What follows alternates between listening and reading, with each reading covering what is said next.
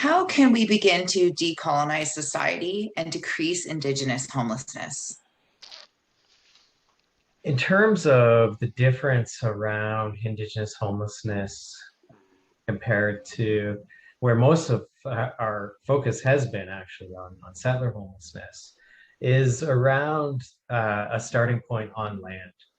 And so essential element of the colonization process is the taking of land.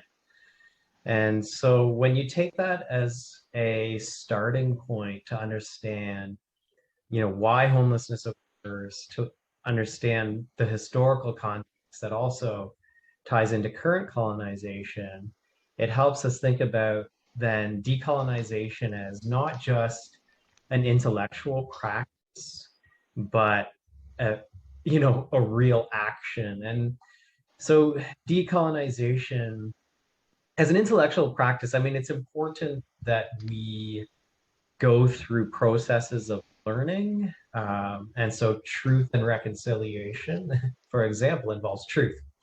And so we do have to know, we have to understand as part of the process. But really, to get at the root of it, we have to consider the ideas such as the ownership of land, relationship with land.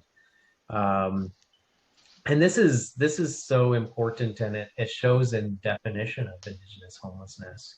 And really, much of what we would otherwise do in terms of if we just replicated processes for settlers would be insufficient, right? If we're just looking at provision of housing without any consideration of ownership or the where of that housing and the how, then we're simply not going to go far enough to solving things in the long run. So decolonization isn't just thinking and learning. Decolonization is action, and it involves consideration of the land. And so particularly in Canada, a large portion of Canada is unceded territories. And so absolutely, we don't solve homelessness until we solve the issue of that ownership of land.